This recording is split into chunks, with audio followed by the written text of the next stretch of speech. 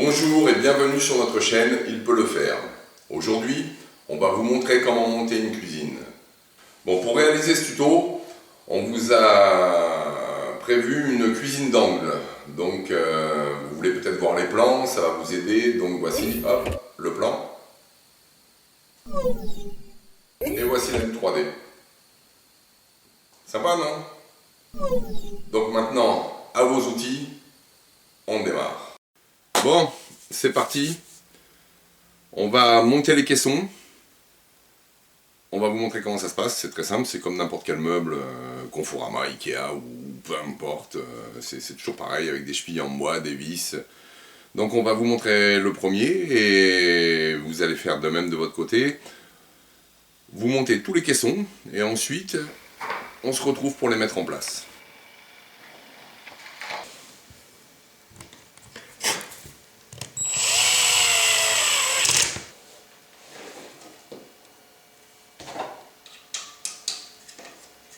Trop vite.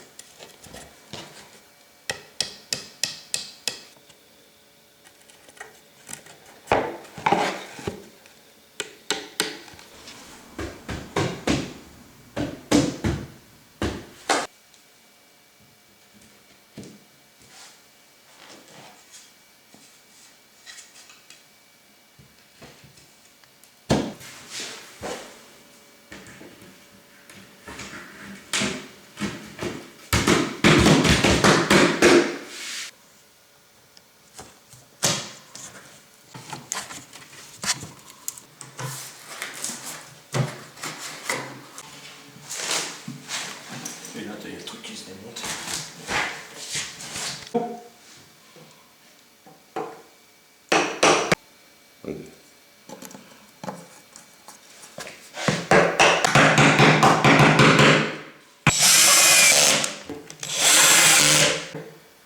C'est tout simple.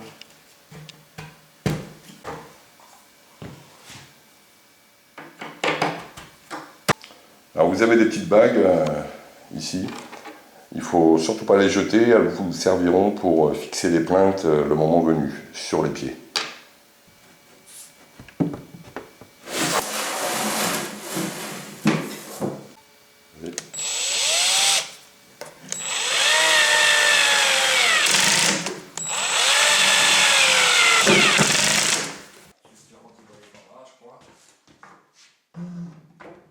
Bon, maintenant que les caissons sont montés, on va les mettre en place. Alors comme vous allez pouvoir le constater, on a été obligé de faire des entailles à l'arrière de certains pour laisser passer le tuyau d'évacuation d'eau. Ça, vous êtes obligé de vous adapter au milieu ambiant. Donc pour le coup, nous on avait juste 3 découpes à faire, relativement simple à la scie sauteuse. Maintenant, on va assembler donc tous les caissons, on va les fixer entre eux avec des vis et ensuite tous les mettre à niveau. Donc nous, notre impératif, c'est de pouvoir y glisser un lave-vaisselle sous le plan de travail. Donc pour cela, il faut impérativement qu'il y ait 86 cm de hauteur en sous-phase de plan de travail, c'est-à-dire en haut du meuble. Donc à l'emplacement du lave-vaisselle, nous allons mesurer 86 cm et tirer un trait de niveau pour aligner tous les meubles. Bon, pour le coup, nous, on a utilisé un niveau laser, mais vous le faites très bien avec un niveau à bulle. Du reste, on s'en sert pour vérifier que toutes les données soient bonnes. Bien, maintenant les caissons sont montés. Ils sont fixés, réglés à la bonne hauteur avec les petits pieds à molette dessous. Maintenant, nous allons nous occuper du plan de travail. Donc pour cela, on va aller le découper à la bonne longueur. On en a pris 2. On va en mettre un ici, un là. Donc ici, nous allons devoir faire la découpe pour laisser passer l'évier. Et ici, nous allons devoir faire la découpe pour y laisser passer la plaque électrique. Voilà. Donc vous allez voir, c'est pas bien compliqué. Il suffit juste de s'appliquer, de bien regarder son plan pour ne pas s'enflammer à découper le plan de travail et devoir aller en acheter un autre à la sauvette parce que vous vous êtes manqué. Voilà, donc c'est parti, on va découper le plan de travail. Vous me suivez ?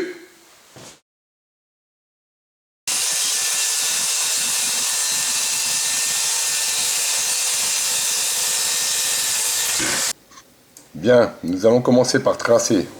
Donc le mieux, c'est de mettre du scotch de peintre sur le plan de travail. Vous repérez d'abord les codes pour avoir l'emplacement. Et ensuite, vous pouvez tracer aisément au crayon. Maintenant, on prend la scie circulaire. Donc comme vous ne pouvez pas attaquer bien sûr sur le bord, vu que là c'est le trou de l'évier, le mieux c'est d'attaquer verticalement, ensuite d'avancer doucement pour laisser rentrer le guide et s'arrêter proprement au trait. Après vous reprenez la coupe normalement jusqu'à l'autre trait.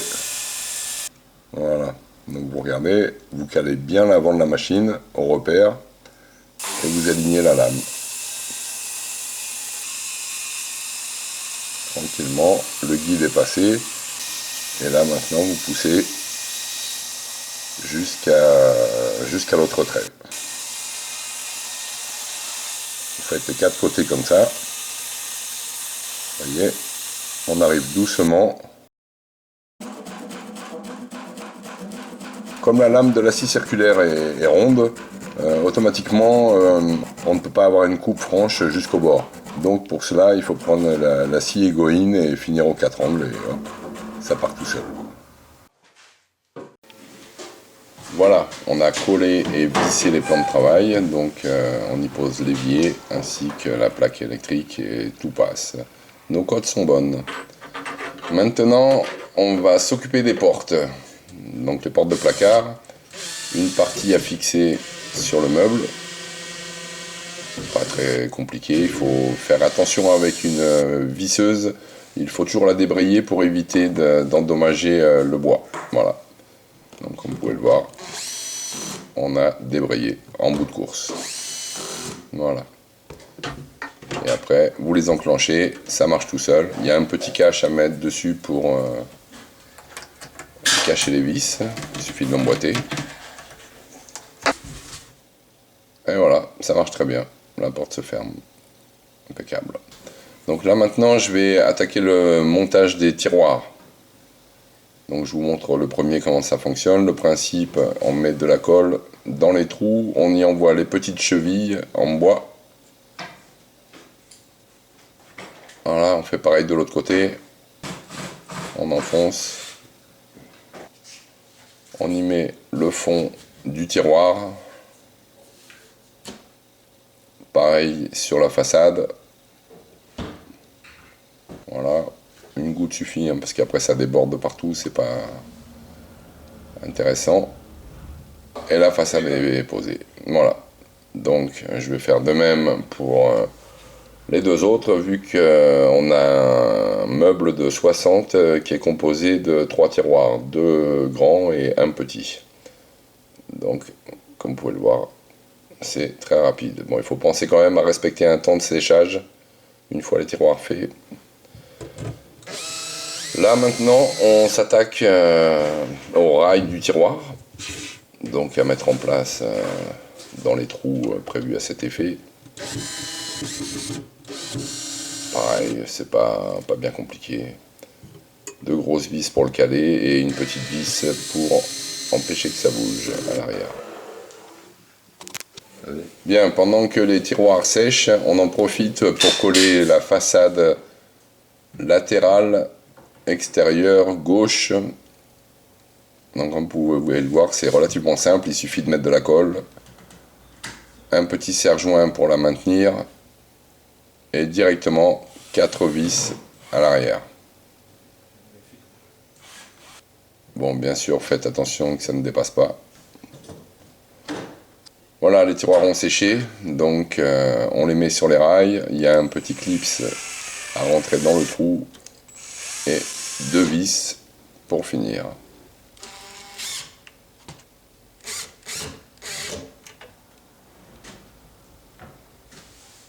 Sympa, non?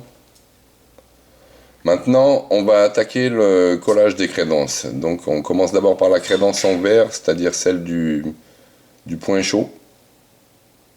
Vous voyez, on colle, on applique, le tout bien centré par rapport à la plaque. Et maintenant, on va s'attaquer aux crédences en bois qui font tout le fond de la cuisine. Donc on va déjà commencer par la grande longueur au-dessus de l'évier. Donc là on en colle, toujours pareil. Et on pose en faisant attention de ne pas esquinter le mur.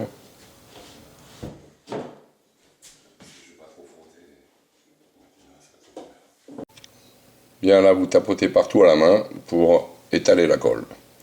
Donc là maintenant, il faut faire attention de bien repérer les prises électriques, reporter les repères sur la crédence, et ensuite à la scie cloche, on refait les trous qui permettront d'y installer les interrupteurs. Donc toujours penser à essuyer avant d'en coller un support. Et là, on applique. Et comme vous pouvez le voir, c'est parfaitement superposé.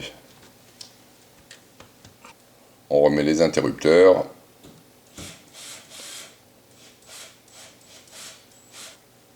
On pose la deuxième à droite. Toujours pareil. On a bien repéré les trous auparavant.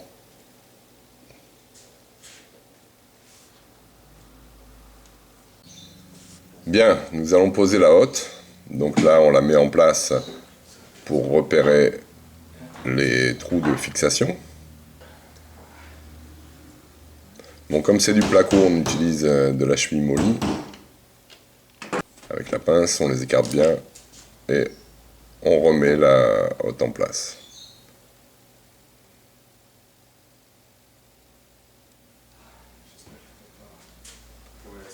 Donc là, on fait les raccords électriques. Donc on garde toujours un peu de longueur au cas où un jour on veuille remplacer la hotte par une autre et réutiliser celle-ci dans d'autres circonstances où on aura besoin de plus de fil. Et ensuite, on va fixer le caisson. Donc là maintenant, on fait l'électricité du four. On le met en place. Et il y a 4 vis en façade, en faisant attention de bien viser dans le caisson.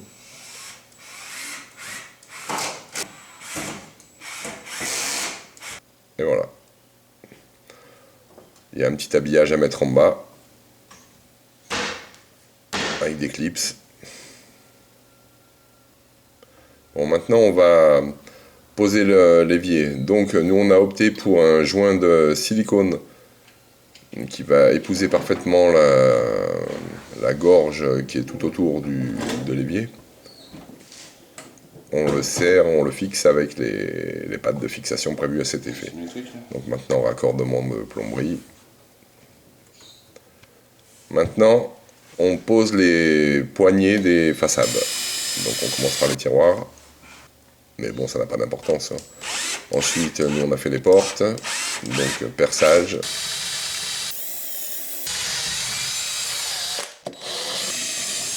On enlève le film.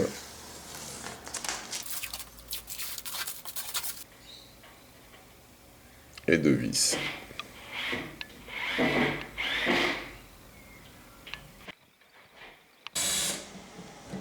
Voilà, on fait pareil jusqu'au bout. Donc le résultat est assez sympa. Bien sûr, il nous reste à régler les portes.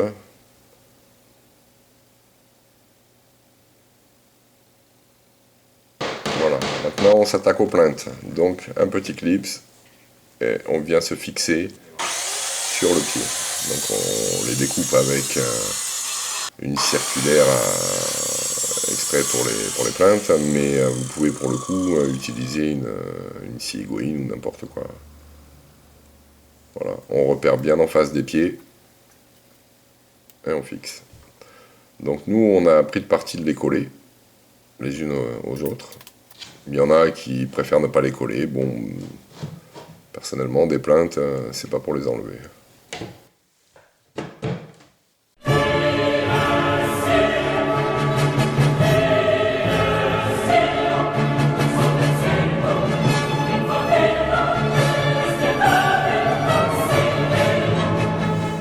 Et voilà, c'est fait. Une jolie cuisine. Donc, si cette vidéo vous a plu, n'hésitez pas à la partager sur les réseaux sociaux avec vos amis. Et vous pouvez également vous abonner à notre chaîne, vous serez informé en temps réel de toutes les sorties de nos nouvelles vidéos. Voilà, donc à bientôt sur Il peut le faire.